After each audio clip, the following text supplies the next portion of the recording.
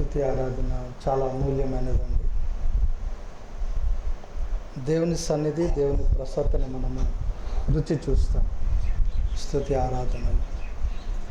కాబట్టి స్తుతి ఆరాధనలో మన హృదయాలు, మన మనసులు సంసిద్ధపరచుకొని ఎప్పుడైతే ఆయన వైపు మనం కేంద్రీకరిస్తామో ఆయన సన్నిధి, ఆయన ప్రసన్నత, మహిమతో మనము నింపబడతాం.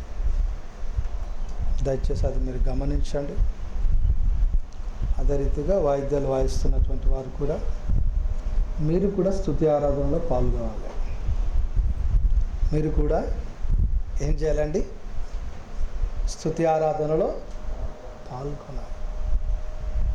కాబట్టి అది గమనించండి. రైట్? స్తుతి ఆరాధనలో మన మనస్సులు, మన ఆలోచనలు, పాట పాడుతున్నాం అంతవరకు మనకి రిథం, లయ అవసరము. తర్వాత నెక్స్ట్ మనం ఏం చేయాలి? మన మనస్సు అంతా కూడా ఆయన వైపు మనము కేంద్రీకరించాలి. సో మనకి ఏ డిస్టర్బెన్స్ ఉండకూడదు. సో వాయిద్యాలు వాయిస్తున్న వారు కూడా దేవుని ఏం చేయాలి? ఆరాధించాలి. రైట్? మరి వాళ్ళు ఇప్పుడు ఆరాధిస్తారు కాబట్టి అది గమనించండి. అది మన విశ్వాసపు ఎదుగుదలకు, అనుభూతికి ఎంతో ఉపయోగకరము, ప్రయోజనకరం. కాబట్టి సేవకులంగా తెలియాల్సింది, తెలిసినటువంటిది తెలియపరుస్తారు. దాన్ని స్వీకరించాల్సిన బాధ్యత ఒకేలా చెప్పకపోతే ఆ తప్పు నాది. మంచిదండి. సో వాక్యంలోనికి మనం సాగుదాం. అపోస్తలుల కార్యములు 12వ అధ్యాయము మొదటి 10 వచనాలు మనం చదువుకున్నాం. ఆ మొదటి 10 వచనములలో 5వ వచనం, పేతురు చెరసాలలో ఉంచబడెను, సంఘం అయితే అతని కొరకు అత్యాసక్తితో దేవునికి ప్రార్థన చేయుచుండెను. ప్రార్థన చేసుకున్నాం. మాల్మిక్లిగా ప్రేమించిన మా ప్రియ పరలోకపు తండ్రి, మీ కొందనాలు స్తోత్రాలు స్తుతులు చెల్లిస్తుంటున్నాం. ప్రాముఖ్యమైన అంశంలోనికి ప్రభా మేము వచ్చి ఉంటుండగా తండ్రి, నీకు వాక్యాన్ని మేము ధ్యానించుకుని చుండగా అయోగ్యుని ప్రభా, ఎన్నికలేనట్టు నన్ను మీ సిలువ చాటును మరుగుపరుచుకొని బోరగా పనిముట్టుగా వాడుకోండి. వినే చెవులను, గ్రహించే హృదయమును, ఆచరణలో పెట్టే మనసును మాకు అనుగ్రహించమని యేసు నామమున అడుగుచున్నాం తండ్రి. అపోస్తలుల కార్యములు 12వ అధ్యాయము మొదటి 10 వచనాలలో మనము చూచినట్లయితే, సంఘమైతే అత్యాసక్తితో ప్రార్థన చేస్తున్నది. అనగా అత్యాసక్తితో కూడినటువంటి ప్రార్థన. ఈ మధ్యాహ్న కాల సమయంలో అత్యాసక్తితో కూడినటువంటి ప్రార్థన విషయం మనము పరిశీలన చేస్తాం. అయితే ఈ విషయాలకు వెళ్ళకముందు మనము చూస్తే అక్కడ కొన్ని విషయాలు, మొదటి 2-3 వచనాల్లో కొన్ని విషయాలు మనకు కనబడుతున్నాయి. దాదాపు అదే కాలమందు రాజైన హేరోదు సంఘపు వారిలో కొందరిని బాధ పెట్టుటకు బలాత్కారముగా కొందరిని పట్టుకున్నాడు. ఎవరండి? రాజైనటువంటి హేరోదు. ఈ రాజైనటువంటి హేరోదు 3వ హేరోదు. అనగా మొదటి హేరోదు మనకు ఎక్కడ కనబడతాడు అనగా మత్తయి సువార్త 2వ అధ్యాయం 7 నుంచి 18 వచనాల్లో మనము చూసినట్లయితే అక్కడ కూడా ప్రభువారు పుట్టినటువంటి సందర్భములో జ్ఞానులు వెతుకుకుంటూ ఎక్కడికి వచ్చారు? రాజైనటువంటి హేరోదు, అనగా గ్రేట్ హేరోదు అను మహా హేరోదు. అతడు 46 సంవత్సరాల దేవాలయాన్ని అతడు కట్టించాడు. కొంత యూదుడు కొంత ఎదోమియుడుగా ఈ యొక్క గ్రేట్ హేరోద్ అనేటువంటి రాజు మనకి కనబడుతున్నాడు. ఇక్కడ మత్తయి సువార్త 2వ అధ్యాయంలో. మరి యొక్క హేరోదు మనకు కనబడుతూ ఉంటాడు. ఎక్కడనగా మార్కు సువార్త 6వ అధ్యాయము 14 నుంచి 29 వచనాల్లో చూస్తే, యోహాను యొక్క తల అనగా శిరచ్ఛేదనము చేసినటువంటి సమయంలో కూడా మనకెవరు కనబడుతున్నారండి? హేరోదు, అనగా ఈ గ్రేట్ హేరోదు యొక్క కుమారుడు, అనగా హేరోదు అంతిప అతని యొక్క పేరు. అయితే ఇక్కడ మనము 12వ అధ్యాయములో చూస్తున్నటువంటి హేరోది అనగా హేరోదు అగ్రిప్ప అన్నమాట ఇతని యొక్క పేరు. అనగా మహా హేరోది యొక్క మనవడు. అనగా హేరోది యొక్క కుమారుడు మనకు ఎవరు కనబడుతున్నారు? హేరోదు అంతిప. అతని యొక్క కుమారుడు ఎవరు అనగా అగ్రిప్ప కనబడుతున్నాడు. అయితే ఈ హేరోదు ఏం చేస్తున్నాడు అనగా సంఘము వారిలో కొందరిని బాధ పెట్టుటకు బలాత్కారముగా పట్టుకొని యోహాను సహోదరుడైన యాకోబును ఖడ్గముతో చంపించను. మనకి మొదటి హతసాక్షి కనబడుతూ ఉంటారు, స్టెఫను మనకి కనబడతాడు. తర్వాత శిష్యులలో హతసాక్షి అయినటువంటి వ్యక్తి ఎవరు అనగా ఎవరండి? ఇతడు యాకోబు. అనగా జెబెదయ కుమారులు మనకు కనబడుతూ ఉంటారు కదండి. ఆ కుమారులో ఉన్నటువంటి యాకోబు, అదే రీతిగా యోహాను. ఈ యోహానే ప్రకటన గ్రంథాన్ని వ్రాసినటువంటి యోహానుగా మనకి కనబడుతూ ఉన్నాడు. అయితే దేవుని యొక్క బిడ్డలారా, ఇది యూదులకు ఇష్టమైన కార్యమని తెలుసుకొని అతడు ఏం చేశాడట? పేతురును కూడా ఇక్కడ పెట్టాడు, చెరసాలలో పెట్టినట్లుగా వాక్యము మనకి బోధిస్తూ ఉంటున్నది. అయితే ఈ రీతిగా చెరసాలలో పెట్టినటువంటి సందర్భాలలో మనము చూచినట్లయితే సంఘం ఏం చేస్తుంది అనగా సంఘము అత్యాశక్తితో దేవునికి ప్రార్థన చేయుచుండెను. చూడండి, చెరసాలలో ఉండడానికి గల కారణం అనగా పేతురు గారిని ఒకవేళ చెరసాలలో వేయడానికి గల కారణము ఒకవేళ చూచినట్లయితే అతనిలో ఏం కనబడడం లేదు? ఏ దోషము, ఏ నేరం అతడు చేయలేదు.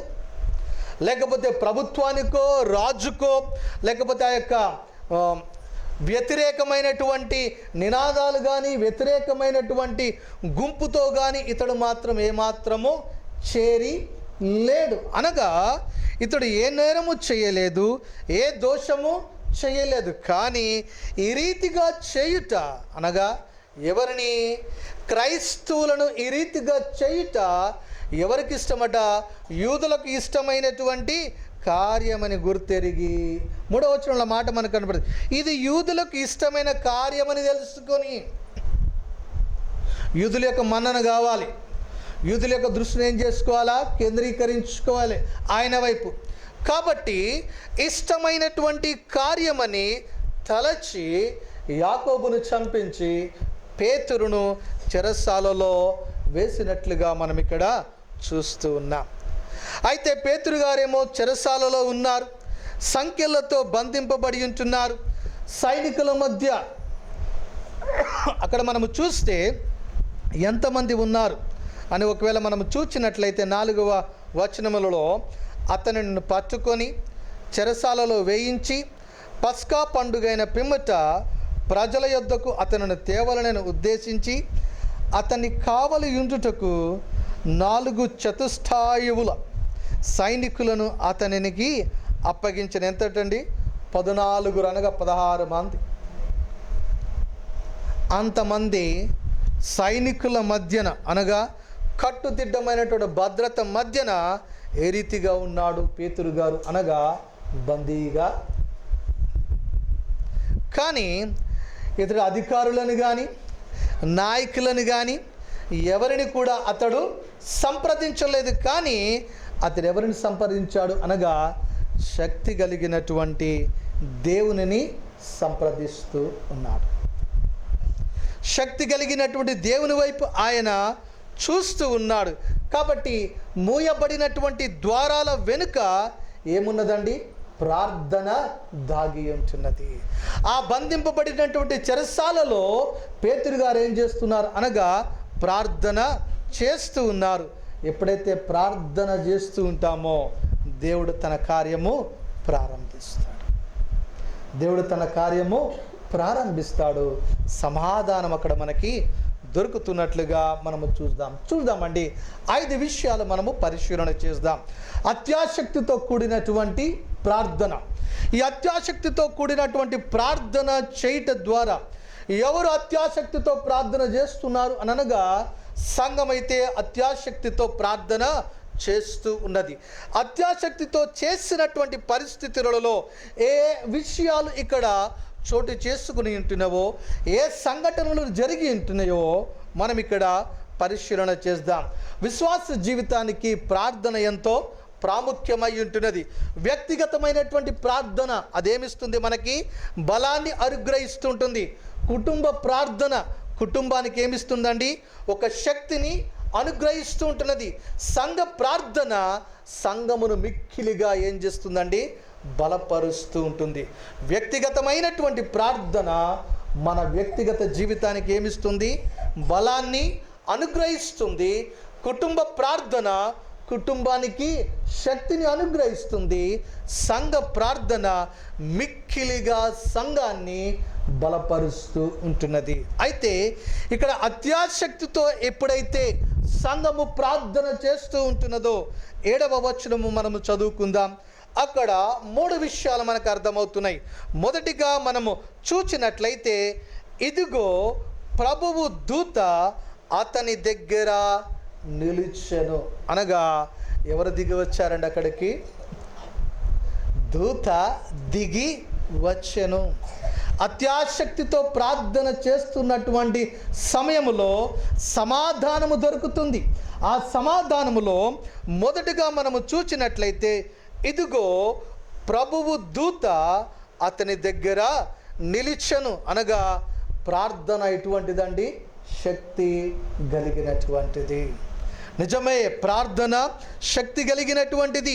సంఘము ప్రార్థిస్తే ఎవరు దిగి వచ్చారండి అక్కడికి? దూతలు దిగి వచ్చినట్లుగా మనము చూస్తూ ఉంటాం. ఎప్పుడు కూడా దేవదూతలు దేవుని యొక్క పని మీద ముందుకు సాగుతూ ఉంటారు. దేవుని యొక్క ఉద్దేశము, దేవుని యొక్క పనిని జరిగించుటలో, తెలియపరచుటలో దేవదూతలు ఎంతో ప్రాముఖ్యమైనటువంటి పాత్రను వారు పోషిస్తూ ఉంటారు. చూడండి, మనము లేఖన భాగములో మనము చూచినట్లయితే మరియమ్మ గారు గర్భము ధరించినటువంటి పరిస్థితులలో అక్కడ దేవదూత అక్కడికి వచ్చి పరిశుద్ధాత్మ ద్వారా నువ్వేం ధరించి ఉంటున్నావు? గర్భమును ధరించి ఉంటున్నావు. చూడండి, అక్కడ దేవదూత రావడము, దేవుని యొక్క విషయాలు తెలియపరచడం అక్కడ మనకి చూస్తూ ఉంటాం. యోసేపుకు అనుమానము వచ్చినటువంటి సందర్భంలో కూడా అక్కడ ఎవరు ప్రత్యక్షమవుతున్నారు?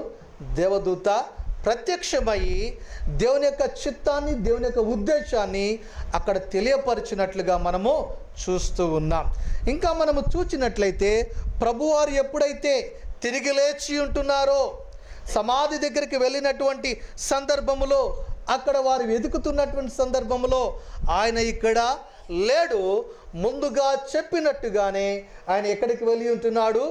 గలిలయకు ఆయన వెళ్ళి ఉంటున్నాడు. చూడండి, అనగా దేవుని యొక్క పనిని, దేవుని యొక్క ఉద్దేశాన్ని, దేవుని యొక్క చిత్తాన్ని తెలియపరచడంలో దేవదూతలు ఎంతో ప్రాముఖ్యమైనటువంటి పాత్రను వారు పోషిస్తూ ఉన్నారు. అయితే ఇక్కడ మనము చూచినట్లయితే సంఘము ఎప్పుడైతే ప్రార్థిస్తుంటున్నదో ఆ ప్రార్థించినటువంటి సందర్భంలో, అనగా ఏ రీతిగా ప్రార్థిస్తున్నదట సంఘము? అత్యాశక్తితో ప్రార్థన. నిజముగా మొర్రపెట్టువారిని, కీర్తనకారుడు అంటాడు కదండి, మొర్రపెట్టువారిని కింద నిజముగా మొర్రపెట్టు వారి యొక్క ప్రార్థనను దేవుడు ఆలకించువాడై ఉన్నాడు. అయితే దేవునికి బిడ్డలారా, ఇక్కడ మనము చూచినట్లయితే ఎప్పుడైతే సంఘము అత్యాశక్తితో ప్రార్థన చేస్తూ ఉన్నదో అటువంటి పరిస్థితులలో ప్రభువు దూత అతని దగ్గర నిలిచెను. అనగా దేవదూతలు దిగి వచ్చినట్లుగా మనం ఇక్కడ చూస్తూ ఉన్నాం. దేవుని యొక్క బిడ్డలారా, సంఘం అయితే తలుపులు మూసి ఏం చేస్తుంది? ప్రార్థన చేస్తూ ఉంటున్నది. చూడండి, సంఘము తలుపులు మూసుకొని ప్రార్థన చేస్తుంది. దేవుడైతే పరలోకములో ద్వారములను తెరిచాడు. దేవుడు ఎక్కడ ద్వారాలు తెరిచాడండి? పరలోకములో ఉన్నటువంటి ద్వారములను దేవుడు తెరిచి తన యొక్క కృపను, చూడండి ఇక్కడ మనం చూస్తున్నాం. వెంటనే సంఘము ఎప్పుడైతే ప్రార్థన చేస్తూ ఉన్నదో, ప్రార్థన చేసినటువంటి సందర్భంలో మనము చూస్తున్నాం, మొదటిగా ఎవరు దిగి వచ్చారు? దూతలు దిగి వచ్చినట్లుగా మనము చూస్తూ ఉంటున్నాం. సంఘము యొక్క ప్రగతి దేని మీద ఆధారపడి ఉన్నదండి? సంఘం యొక్క ప్రగతి మోకాళ్ళ ప్రార్థన మీద ఆధారపడి ఉంటున్నది. సంఘము అత్యాశక్తితో ప్రార్థన చేసినటువంటి సందర్భములో, పేతురు చెరసాలలో ఉన్నటువంటి సందర్భములలో, ప్రార్థన చేసిన సందర్భములో మొదటిగా మనము చూస్తున్నాం, దేవదూతలు దిగి వచ్చినట్లుగా మనము చూస్తున్నాం. సంఘం యొక్క ప్రగతి దేని మీద ఆధారపడి ఉంటున్నది అనగా మరి మోకాళ్ళ మీద ప్రార్థించే వారి మీద ఆధారపడి ఉంటున్నది. దేవుని బిడ్డలారా, దేవుని యొక్క సంఘములో, క్రీస్తు శరీరములో అంగములుగా అవయములుగా ఏర్పరచబడినటువంటి మనము అటువంటి ప్రార్థన కలిగి మనము ముందుకు సాగుతున్నామా లేదా? మొదటిగా మనము చూచినట్లయితే సంఘం ఏం చేస్తుందండి? అత్యాశక్తితో ప్రార్థన చేస్తుంది. అత్యాశక్తితో ఎప్పుడైతే ప్రార్థన చేస్తున్నదో అక్కడ మనం చూస్తున్నాం, మొదటిగా ఎవరు దిగి వచ్చారండి? ఇదిగో ప్రభువు దూత అతని దగ్గర నిలిచెను. రెండవదిగా మనం చదువుకుందాం, అతడు ఉండిన గదిలో వెలుగు ప్రకాశించెను. రెండవ కార్యం ఏం జరిగిందంటే అక్కడ వెలుగు ప్రకాశించెను. సంఘం అత్యాశక్తితో ప్రార్థన చేస్తుంది. ప్రార్థన చేసిన సందర్భంలో రెండవదిగా మనము చూచినట్లయితే అక్కడ ఏమి ప్రకాశిస్తుందండి? వెలుగు ప్రకాశించెను అని మనం ఇక్కడ చూస్తూ ఉన్నాం. చూడండి, రాజుల 2వ గ్రంథము 6వ అధ్యాయము 17వ వచనం మనం చదువుకుందాం. రాజుల 2వ గ్రంథము 6వ అధ్యాయము 17వ వచనం.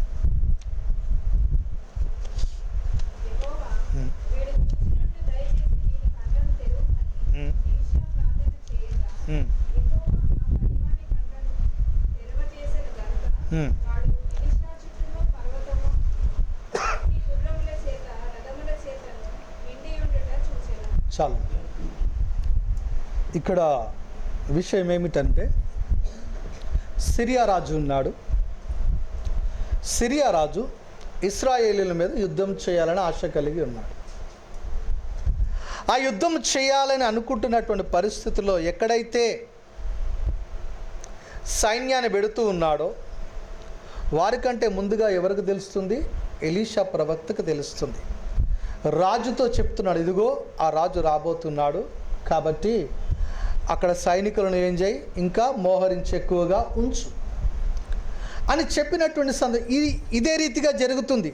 ఎన్ని ప్రయత్నాలు సిరియా రాజు చేస్తున్నప్పటికీ కూడా ఆ ప్రయత్నాలన్నీ కూడా ఏమవుతున్నాయి? విఫలమవుతున్నాయి. సిరియా రాజు అనుకుంటున్నాడు, ఇదేంది, మనం వేసిన ప్రతి ప్లాన్ కూడా ఎవరికి తెలుస్తుంది? అక్కడ ఇశ్రాయేలు రాజుకు తెలుస్తుంది. కాబట్టి మనలో ఎవరున్నారు? వారి పక్షమున ఉన్నారు అనగా ఎవరో మనల్ని ఏం చేస్తున్నారు? మనలో ఎవరో వారి యొక్క మనిషి ఉన్నాడు. కాబట్టి మనం మాట్లాడుకునే ప్రతి మాట అక్కడ ఏమవుతుంది? తెలుస్తుంది అని చెప్పినప్పుడు అక్కడ ఉన్నటువంటి వారు అది కాదండి, అక్కడ ఎలీషా అనే ప్రవక్త అతను ఒకడు ఉన్నాడు, అతనికి మొత్తము కూడా మనం చేస్తున్నటువంటి సమస్తము కూడా ఆయనకి తెలుస్తుంది. కాబట్టే వారేమవుతున్నారు ముందు జాగ్రత్తగా సాగుతున్నారు అని చెప్పినప్పుడు, అయితే ఆయనను పట్టుకుని రండి. ఎవరిని పట్టుకుని రమ్మన్నారండి? ఎలీషా ప్రవక్తను మీరు పట్టుకుని రండి అని ఎవరు చెప్తున్నారు? సిరియా రాజు చెప్పినటువంటి సందర్భంలో ఇక్కడ మనం చదువుదామండి 16, 17. ఇప్పుడు మనకు కొంత అర్థమవుతుంది. 16, 17 వచనాలు. ఎలీషా ప్రవక్త దగ్గర శిష్యుడు ఉన్నాడు.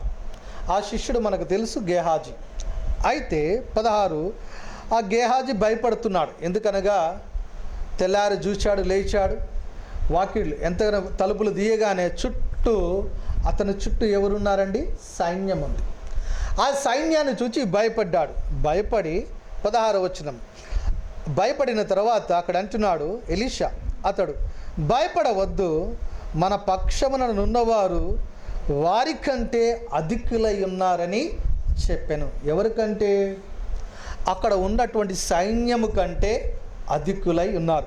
ముందుకు సాగుదాం. 17వ వచనం, యెహోవా వీడు చూచున్నట్లు దయచేసి వీని కండ్లు తెరువమని ఎలీషా ప్రార్థన చేయగా. ఎందుకనగా అతడు చంచలమైనటువంటి మనస్సు, భయపడిపోతున్నాడు. భయపడినటువంటి పరిస్థితులలో కొందరు భయపడినటువంటి వారు ఏం చేస్తారు, మనల్ని కూడా భయపడతారు. వాళ్ళకు తొందర పెట్టడమే కాకుండా మనల్ని కూడా ఏం చేస్తుంటారు, ఒక్కొక్కసారి తొందర పెడుతూనే ఉంటారు. కానీ ఎలీషా ప్రవక్త ఏమంటున్నాడు అనంటే, వేడి చూచునట్లు దయచేసి ఈ కండ్లు తెరవమని ఎలీషా ప్రార్థన చేయగా యెహోవా ఆ పనివాని కండ్లను తెరిచెను గనుక వాడు ఎలీషా చుట్టూను పర్వతము, అగ్ని, గుర్రముల చేత, రథముల చేత నింపబడి ఉండుట చూచెను. ఇక్కడ మనం చూస్తున్నాం దేవుడు ఏం చేశాడంటే వారి చుట్టూ ఏమున్నాయి, ఎలీషా చుట్టూ ఎవరున్నారండి, పర్వతములు ఉన్నాయి. ఇంకా మనం ఏం చూస్తున్నాం, ఇక్కడ అగ్ని ఉన్నది. అగ్ని గుర్రముల చేత, రథముల చేత. ప్రభువా వీని యొక్క మనోనేత్రములను తెరువుము. మనం ఎప్పుడైతే మన మనోనేత్రాలకు కలుగజేసిన గుడ్డితనాన్ని మనం ఎప్పుడైతే పారద్రోలుకుంటామో అప్పుడే దేవుని యొక్క ఆలోచనను, ఉద్దేశాలను మనం ఏం చేయగలుగుతాం, గ్రహించగలుగుతూ ఉంటాం. వీడు చూచినట్లు ప్రభువా కదండి. ఇక్కడ మనము చూచినట్లయితే వెలుగు ప్రకాశించను. ఎక్కడ వెలుగు ప్రకాశిస్తుంది అనగా చెరసాలలో వెలుగు ప్రకాశిస్తుంది అనగా అంతవరకు ఏమున్నది, చీకటి ఉన్నది. మన విశ్వాస జీవితంలో సమస్య అనే చీకటి, శాపం అనే చీకటి, పాపం అనే చీకటి, అనుమానం అనే చీకటి, ఏది ఏమైనప్పటికీ కూడా అది ఏ రీతిగా పోతుందండి, ఎప్పుడైతే మనము ప్రార్థన చేస్తామో ప్రార్థన ద్వారా ఆ చీకటి ఏమవుతుంది, తొలగిపోతుంది. తద్వారా మన హృదయములో, మన జీవితములో మనం ఏం పొందుకుంటాం, వెలుగును మనము పొందుకుంటాం. ఇక్కడ మనము చూస్తున్నాం సంఘము అత్యాశక్తితో ఏం చేస్తుందండి, ప్రార్థన చేస్తుంది. ప్రార్థన చేసినటువంటి సందర్భంలో మొదటిగా దూతలు దిగి వచ్చారు. రెండవదిగా మనము చూచినట్లయితే అక్కడ ఏం కనబడుతున్నది, గదిలో వెలుగు ప్రకాశించను. చూడండి, పేతురు ఉన్నటువంటి గదంతా ఇప్పుడు ఏమైపోయింది, ప్రకాశవంతమానముగా అక్కడ ఏమవుతుంది, వెలుగు అనేది అక్కడ ప్రజ్వరిల్లుతూ ఉంటున్నది. ఎప్పుడైతే యేసయ్య మన హృదయములో ఉంటాడో, ఎప్పుడైతే యేసయ్య మన సంఘములో ఉంటాడో, ఎప్పుడైతే యేసయ్య మన యొక్క కుటుంబాలలో ఉంటాడో, మన కుటుంబాలు ఏ రీతిగా ఉంటాయి, వెలుగుమయముగా ఉంటాయి. ఎందుకనగా ఆయన వెలుగై ఉన్నాడు, ఆయన వెలుగైనటువంటి దేవుడై ఉన్నాడు. దేవుని యొక్క బిడ్డలారా, ఒక్కసారి చెరసాల మనం చూస్తుంటే ఒక్కొక్కసారి చెరసాలలు ఏ రీతిగా ఉంటాయి, బహుభయంకరంగా ఉంటాయి. అయితే దేవుని యొక్క బిడ్డలారా, అటువంటి చెరసాలలో మనము చూచినట్లయితే వెలుగు ప్రకాశించినట్లుగా మనము చూస్తూ ఉన్నాం. కాబట్టి ఏ రీతిగా అనగా ప్రార్థనకు ప్రతిఫలము మనం ఇక్కడ చూస్తూ ఉన్నాం. ఇంకా మనము చూచినట్లయితే మూడవదిగా దూతలు దిగి వచ్చినట్లుగా మనం చూస్తున్నాం. రెండవదిగా గదిలో అనగా వెలుగు ప్రకాశించను. మూడవదిగా మనము చూచినట్లయితే అక్కడ సంఖ్యలు అతని చేతుల నుండి ఊడి పడెను. దేవుని బిడ్డలారా, మనము చూచినట్లయితే సంఖ్యలు ఏమైపోయినాయటండి, ఊడిపడ్డాయి. ఆ సంఖ్యలు అనగా ఎంత బరువుగా ఉంటాయో, ఎంత బరువైనటువంటి సంఖ్యల్లో, అటువంటి సంఖ్యలు అన్నీ కూడా ఊడిపోయినట్లుగా మనము చూస్తూ ఉంటాం. ఏ రీతిగా అనగా ప్రార్థించుట ద్వారా. చూడండి, ఒక వ్యక్తి మనకు కనబడుతూ ఉంటాడు. లూకా సువార్త 8వ అధ్యాయము 29వ వచనం. లూకా సువార్త 8వ అధ్యాయము 29వ వచనము మనము చదువుకుందాం.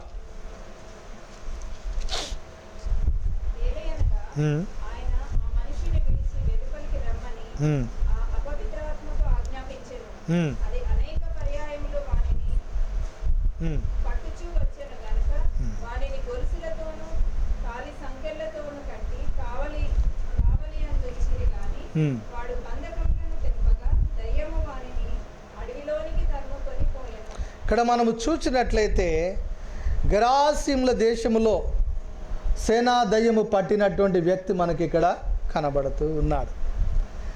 ఏ రీతిగా ఉన్నాడండి? గొలుసులతో అతడు ఏం చేశాడు? అతన్ని బంధించారు. గొలుసులతో బంధింపబడి ఉంటున్నాడు. గొలుసులతో బంధింపబడి అతడు ఏ రీతిగా ఉన్నాడు అనగా సమాధులలో 27వ వచనం మనం చూస్తూ ఉంటాం. ఆయన ఒడ్డున దిగినప్పుడు ఆ ఊరివాడొకడు ఆయనకు ఎదురుగా వచ్చెను. వాడు దయ్యము పట్టిన వాడై బహుకాలము నుండి బట్టలు కట్టుకొనక సమాధులలోనే గాని ఇంటిలో ఉండువాడు కాడు. ఇటువంటి భయంకరమైనటువంటి వ్యక్తి ఏం చేస్తున్నాడు? ఆ ప్రదేశంలో, ఆ ప్రాంతంలో జీవిస్తూ ఉన్నాడు. ఆ జీవిస్తున్నటువంటి ఈ యొక్క వ్యక్తి దగ్గరికి ఎవరు వస్తున్నారు అనగా ప్రభు అయినటువంటి యేసుక్రీస్తు వారు ఆ ప్రదేశానికి, ఆ ప్రాంతానికి వచ్చినట్లుగా మనము చూస్తూ ఉన్నాం. వచ్చినటువంటి పరిస్థితులలో చూడండి, అతడు ఏం చేస్తున్నాడు అనగా తెంపుకుంటున్నాడు, పారిపోతున్నాడు. మళ్ళా అతను ఏం చేస్తున్నారు? బంధిస్తున్నారు, పట్టుకుంటున్నారు, బంధిస్తూ ఈ రీతిగా ఉంటున్నటువంటి ఈ యొక్క వ్యక్తిని దేవుడు ఏం చేసి ఉంటున్నారు? స్వస్థత అనుగ్రహించినట్లుగా మనము చూస్తూ ఉంటున్నాం. చూడండి, అతడు స్వస్థతను పొందుకొని ఎక్కడికి వచ్చాడు అనగా ప్రభు అయినటువంటి యేసు వారి యొద్దకు వచ్చాడు. 35వ వచనంలో మనము చూసినట్లయితే, జనులు జరిగిన దానిని చూడవెళ్ళి యేసునొద్దకు వచ్చి, దయ్యములు వదిలిపోయిన మనుష్యుడు బట్టలు కట్టుకొని స్వచిత్తుడై యేసు పాదముల యొద్ద కూర్చుండుట చూచి భయపడిరి. చూడండి దేవుని బిడలారా, యేసు ప్రభువారు ఉన్నట్లయితే, యేసు ప్రభువారు మన హృదయంలో ఉన్నట్లయితే, యేసు ప్రభువారు మనతో ఉన్నట్లయితే, మనకున్నటువంటి బలహీనతలు, మనకున్నటువంటి పాపపు కట్లు కానివ్వండి, మనకున్నటువంటి సాతాను యొక్క కట్లు కానివ్వండి, మనకున్నటువంటి అనారోగ్యపు సంఖ్యలు కానివ్వండి, ఇవన్నీ కూడా ఏమవుతాయి? విడిపింపబడతాయి. ఆ చెరసాలలో బంధింపబడినటువంటి పరిస్థితులలో సంఘం ఎప్పుడైతే అత్యాసక్తితో ప్రార్థన చేస్తున్నదో, ఆ అత్యాసక్తితో చేస్తున్నటువంటి సమయంలో మనము చూచినట్లయితే దేవదూత దిగి వచ్చినట్లుగా మనము చూస్తూ ఉన్నాం. రెండవదిగా మనము చూచినట్లయితే అక్కడ వెలుగు ప్రకాశించినట్లుగా మనము చూస్తున్నాం. వెలుగు ప్రకాశించడమే కాకుండా బంధకములు ఊడి పడెను. దేవుని బిడలారా, ఎప్పుడైతే అత్యాసక్తితో మనము ప్రార్థన చేస్తామో, అది వ్యక్తిగతంగా కానీ, కుటుంబం కానీ, సంఘపరముగా కానీ, మనం ఎప్పుడైతే ప్రార్థన చేస్తామో, ప్రార్థన చేయట ద్వారా దేవుడు ఏం చేస్తాడు? తన కార్యాన్ని చేయడము ప్రారంభిస్తాడు. దేవుడు ఎప్పుడైతే కార్యము చేయడము ప్రారంభిస్తాడో, ఆ ప్రారంభించినటువంటి పరిస్థితులలో మొదటిగా దేవుని యొక్క సన్నిధి, దేవుని యొక్క ప్రసన్నత, దేవుని యొక్క కృప మనల్ని ఆవరిస్తుంది.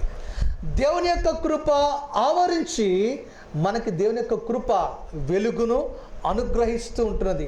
వెలుగును అనుగ్రహించడమే కాకుండా ఆ కృప మనకున్నటువంటి పరిస్థితులను విడిపించడానికి మనకెంతో ప్రయోజకకరంగా దోహదపడుతూ ఉంటున్నది. దేవుడు మనతో ఉంటాడు. మనతో ఉండి ఆ యొక్క సంఖ్యలను దేవుడు ఏం చేస్తాడండి? విడిపిస్తాడు. పేతురు యొక్క విషయంలో మనము చూచినట్లయితే, సంఘము ప్రార్థించినటువంటి సందర్భములో మనము చూసినట్లయితే బంధకములు విడిపోయెను. ఇక్కడ 7వ వచనము మరొకసారి మనము చూచినట్లయితే, ప్రభువు దూత అతని దగ్గర నిలిచెను. రెండవదిగా మనము చూచినట్లయితే గదిలో వెలుగు ప్రకాశించను. దూత అక్కడ మనం దూత పేతురు ప్రక్కను తట్టి త్వరగా లెమ్మని చెప్పి అతనిని లేపగా సంఖ్యలు అతని చేతుల నుండి ఊడి పడెను. అనగా సంఖ్యలు అనగా విడుదల పొందుకున్నామంటే ఇప్పుడు మనం ఏంటండి? స్వతంత్రులము. ఒకప్పుడు మనము బంధింపబడి ఉన్నాం. బంధింపబడినటువంటి మనలను దేవుడు ఆ యొక్క పాపపు బంధకాల నుంచి ఆయన మనలను విడిపించి ఉన్నాడు కాబట్టి మనం ఇప్పుడు ఏమై ఉంటున్నాము? స్వతంత్రులమై ఉంటున్నాం. అందుకే దేవుడు అంటుంటున్నాడు, తిరిగి పాపమనే దాస్యమును కాడి క్రింద మీరు చిక్కు కొనకొడి. 4వదిగా మనము పరిశీలన చేద్దాం. 10వ వచనంలోనికి మనం వద్దామండి. 12వ అధ్యాయం అపోస్తలుల కార్యములు 10వ వచనం మనం చదువుకుందాం. మొదటి కావలిని రెండవ కావలిని దాటి పట్టణమునకు పోవు ఇనుప గవని యొద్దకు వచ్చినప్పుడు దానంతట అదే తెరుచుకొనెను. గొప్ప అద్భుతం అండి. మొదటి కావలి కదండి, మొదటి కావలిని దాటుకున్నాడు, రెండవ కావలిని దాటుకున్నాడు. అక్కడ మనం చూస్తున్నాం ఎంతమంది ఉన్నారట? 16 మంది. ఆ 16 మంది ఉన్నటువంటి ఆ యొక్క కావలి వారిని దాటుకుంటూ మొదటి కావలి రెండవ కావలిని దాటి పట్టణములకు పోవు ఇనుప గవని యొద్దకు వచ్చినప్పుడు చూడండి, ఇక్కడ మనము చూసినట్లయితే ఇనుప గవని దానంతటదే అత్యాశక్తితో ప్రార్థన చేసిన సమయంలో దూత దిగి వచ్చి ఉంటున్నది. రెండవదిగా వెలుగు ప్రకాశించింది. మూడవదిగా మనము చూచినట్లయితే సంఖ్యలు విడిపోయాను. 4వదిగా మనము చూచినట్లయితే ఇనుప గవిని తెరుచుకొనెను.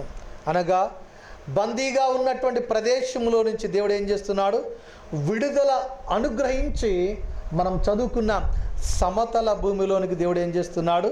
నడిపిస్తూ ఉన్నాడు. సమాధానాన్ని దేవుడు ఏం చేస్తున్నాడు? అనుగ్రహిస్తూ ఉన్నాడు. కానీ ఇది అసాధ్యమే, మనకైతే ఇది అసాధ్యమే. కానీ అసాధ్యమైనటువంటి దానిని దేవుడు ఏం చేస్తున్నాడండి? సుసాధ్యము చేస్తూ ఉన్నాడు. ఇది అసంభవము, ఇది ఏ రీతిగా కూడా అతడు రాలేడు అని అనుకుంటున్నారు. కానీ సంఘం ఎప్పుడైతే మనం కూడా అనుకుంటూ ఉంటాం, అసలు కార్యము జరగదేమో, ఈ రీతిగా జరగదేమో, అలాగుండదేమో, ఇలాగుండదేమో, నాకు ఎదురైనటువంటి సమస్యలో నుంచి, నాకు ఎదురైనటువంటి పరిస్థితుల్లో నుంచి నేను బయటకు రాలేనేమో, అసలు జరుగుతుందా ఈ రీతిగా కార్యము అని అనేకమైనటువంటి సందిగ్ధాలు మనకి ఉంటూ ఉంటాయి. కానీ ఎప్పుడైతే విశ్వాసముతో మనం ప్రార్థన చేస్తూ ఉంటామో, ఎప్పుడైతే విశ్వాసంతో ప్రభువును మనము సమీపిస్తూ ఉంటామో, ఆశ్చర్య రీతిగా మనము ఊహించినటువంటి దానికంటే వేరే రీతిగా దేవుడు మనల్ని ఏం చేస్తుంటాడు? మాట్లాడుతూ ఆశ్చర్య రీతిగా దేవుడు మనకి ఏం చేస్తుంటాడు? విడుదలను అనుగ్రహిస్తూ ఉంటాడు. దేవుడు మనతో ఏం చేస్తుంటాడు? మాట్లాడుతూ ఉంటాడు. చూచినట్లయితే మనుషులు మూసివేసినా సరే దేవుడు ఏం చేస్తున్నాడండి? తలుపులు తెరిచాడు.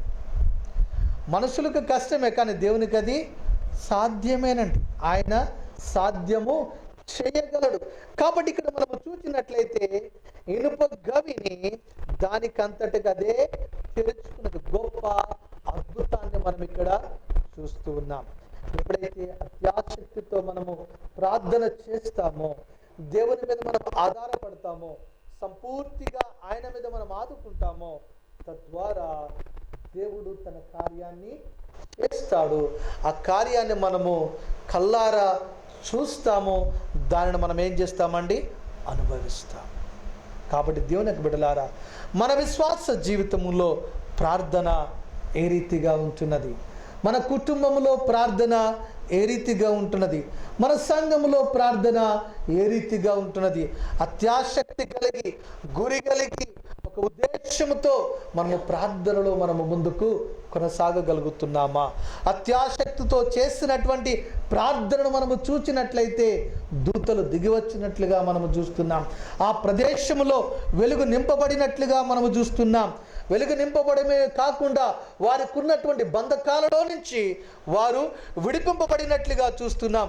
విడిపింపబడమే కాకుండా దేవుడు వారిని సమతలమైనటువంటి సమభూమి గల ప్రదేశములోనికి నడిపించినట్లుగా మనము చూస్తూ ఉన్నాం. 5వదిగా మనము పరిశీలన చేద్దాం. 14వ వచనము. 12వ అధ్యాయము 14వ వచనం మనము చదువుకుందాం. ఆమె పేతురు స్వరము గుర్తుపట్టి సంతోషము చేత తలుపు తీయక పరుగెత్తుకుని పోయి పేతురు తలుపు దగ్గర నిలుచున్నాడని తెలిపెను. సంతోషం అండి, సంతోషం. ఎప్పుడైతే దేవుని యొక్క కార్యాన్ని మనం చూస్తామో మనం ఏం పొందుకుంటాం? సంతోషం. ఆ సంతోషం ఏ రీతిగా ఉంటుంది? ఉప్పొంగుతూ ఉంటుంది. ఎప్పుడు మనం దేవుని స్తుతించాలా, ఎప్పుడు ఈ యొక్క కార్యము దేవుడు చేస్తున్నటువంటి అద్భుతాన్ని, దేవుడు ఆదరించినటువంటి విధానాన్ని, దేవుడు బలపరిచినటువంటి విధానాన్ని ఏ రీతిగా తెలియపరచాల. లోపల ఏముంటుందండి? సంతోషం. దానికి అవధులు ఉండవు, దానికి అవధులు అనేవి ఉండనే ఉండవు, ఉప్పొంగుతూ ఉంటుంది. ఇక్కడ మనము చూసినట్లయితే సంఘమేమో అత్యాశక్తితో ప్రార్థన చేస్తున్నది. ప్రార్థన చేసినటువంటి సందర్భంలో పేతురు గారు అక్కడకు వచ్చారు. వచ్చి తలుపు తడుతున్నటువంటి సందర్భంలో మనం చూస్తున్నాం, రోదే అనే చిన్నది ఆ స్వరాన్ని గుర్తెరిగింది. గుర్తెరిగిన తర్వాత 14వ వచనంలో ఆమె పేతురు స్వరము గుర్తుపట్టి సంతోషము చేత తలుపు తీయక పరిగెడుతుంది లోపలికి. ఇదిగో మనం ఎవరి గురించి ప్రార్థన చేస్తూ ఉన్నామో ఆ వ్యక్తి ఇక్కడికి వచ్చాడు, ఆ వ్యక్తి ఇక్కడికి వచ్చాడు, పరిగెత్తుకుని చెప్పుతుంది. కానీ అక్కడ ఉన్నటువంటి వారేమో ఏం చేస్తున్నారండి? వారు ఏం చేస్తున్నారండి? 15వ వచనంలో మనం చూస్తూ ఉన్నాం, పిచ్చిదానువనిరి. అది ఎట్లా వస్తుంది? అట్లా జరుగుతుంది కదండి, రకరకాలుగా ఆలోచనలు. కానీ అత్యాశక్తితో ప్రార్థన చేస్తూ ఉన్నారు. కానీ దేవుని యొక్క కార్యం అక్కడ జరుగుతుంది. వీరేమి ఇక్కడ అత్యాశక్తితో ప్రార్థన చేస్తున్నారు. దేవుడు తన కార్యాన్ని తాను చేస్తూ ఉన్నాడు. చేసినటువంటి సందర్భంలో అక్కడ మనము చూచినట్లయితే తర్వాత వారు తలుపు తీశారు. 16వ వచనంలో పేతురు ఇంకను తట్టుచున్నందున వారు తలుపు తీసి అతనిని చూచి ఏం చేశారట? విభ్రాంతి నందరు. ఆశ్చర్యం అంటాం కదా, ఒక్కొక్కసారి నేను పాజ్ అయిపోయినా అంటారు కదండి. ఒక్కసారి నేనేమైపోయినా? ఆశ్చర్యం, గొప్ప ఆశ్చర్యం అంటే. దేవుని బిడ్డలారా, తద్వారా వారందరూ కూడా ప్రభువుని స్తుతించినట్లుగా, మరి సంతోషించినట్లుగా మనం అక్కడ చూస్తూ ఉన్నాం.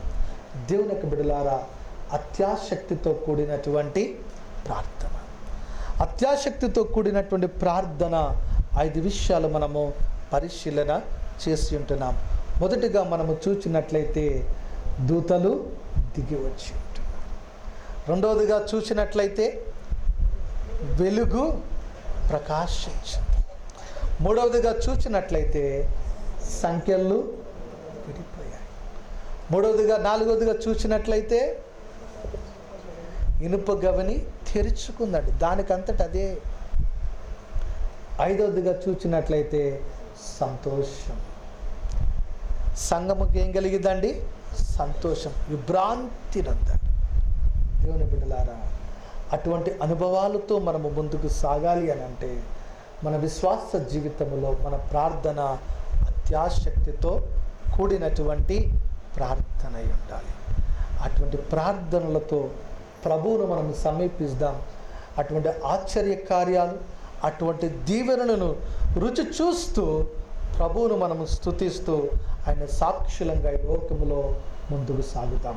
అట్టి కృపతో దేవుడు మనల్ని నింపి నడిపించును గాక. ప్రార్థన చేసుకుందాం. మన ప్రార్థనలు ఏ రీతిగా ఉంటున్నది? నామకార్థమైనటువంటి ప్రార్థనగా ఉంటున్నదా? వాడుకతో కూడినటువంటి ప్రార్థనగా ఉంటున్నదా? అత్యాశక్తితో కూడినటువంటి ప్రార్థనగా ఉంటున్నదా? పరిశీలన చేసుకుందాం. మనం ఏ రీతిగా సమీపిస్తున్నాం ప్రభు దగ్గరికి? ఏ రీతిగా ఆయన కృపా సింహాసనం యొద్దకు మనము చేరుకుంటున్నాం? ఆసక్తితో మనం వెళుతున్నామా? ఆసక్తితో ఆరాధిస్తున్నామా? ఆసక్తితో ప్రార్థిస్తున్నామా? ఆసక్తితో వాక్యాన్ని చదువుతున్నామా? ఆసక్తితో దేవుని యొక్క సన్నిధిలో అనుభవిస్తూ ఉంటున్నామా? పరీక్షించుకొని ఒక తీర్మానముతో ముందుకు సాగుదాం. ఒకవేళ ఇంకా బలహీనతలు అనే బంధకాలతో బంధింపబడినట్లయితే, ఒకవేళ మన విశ్వాస జీవితంలో వెలుగు లేనట్లయితే, చీకటిలో సంచరించుచున్నట్లయితే, మనకు వెలుగునివ్వడానికి, మన బంధకాలు తెంపడానికి ఆయన సంసిద్ధముగా ఉంటున్నాడు. సిలువలో కార్చినటువంటి ఆ ప్రశస్తమైనటువంటి రక్తము చేత ఆయన మనల్ని కడిగి పవిత్రపరచు దేవుడై ఉన్నాడు. కాబట్టి మన బంధకాలు అప్పజెప్పుకుందాం. ఆయన విడిపించే దేవుడు, విమోచించే దేవుడు. కాబట్టి ఆయన కృపకు మనం అప్పజెప్పుకుందాం. మమ్మల్ని మిక్కిలిగా ప్రేమించిన మా ప్రియ పరలోకపు తండ్రి, మీ కొందనములు, స్తోత్రములు, స్తుతులు చెల్లిస్తూ ఉంటున్నాము తండ్రి. నాయన, సంఘమైతే అత్యాశక్తితో ప్రార్థన చేసినటువంటి సందర్భములు తండ్రి, వారు స్తుతిస్తున్నారు, ప్రార్థన చేస్తున్న సందర్భాలలో మీరు మీ యొక్క కార్యమును జరిగించారు తండ్రి. మేము కూడా ప్రభు అటువంటి అత్యాశక్తి ప్రార్థనా పరుడంగా మమ్మల్ని నిలవబెట్టమని ప్రార్థిస్తుంటున్నాం. ఆ రీతిగా మమ్మల్ని బలపరచమని ప్రార్థిస్తుంటున్నాం. ఆ రీతిగా మమ్మల్ని పురిగొల్పమని ప్రార్థిస్తూ ఉంటున్నాము తండ్రి. ఏ ఏ బంధకాల చేత బంధింపబడి ఉంటున్నామో మీకు తెలుసును నాయన. మేము అప్పచెప్పుకుంటున్నాము తండ్రి. మా బంధకములను తీసివేయండి నాయన. ప్రభా, నీ యొక్క వెలుగును ప్రభా మాలో ప్రసరింపజేసిన ఆయన ప్రభా, సమతల భూమిలోనికి నడిపించి ప్రభా, నిన్ను నీ యందు మేము సంతోషిస్తూ నీ సాక్షులంగా ఈలో జీవించుటకు, బ్రతుకుటకు ప్రభా మమ్మల్ని అందరినీ సంసిద్ధపరచగలరు. నజరేయుడైన యేసు నామమున అడిగి వేడుకొనుచున్నాము తండ్రి.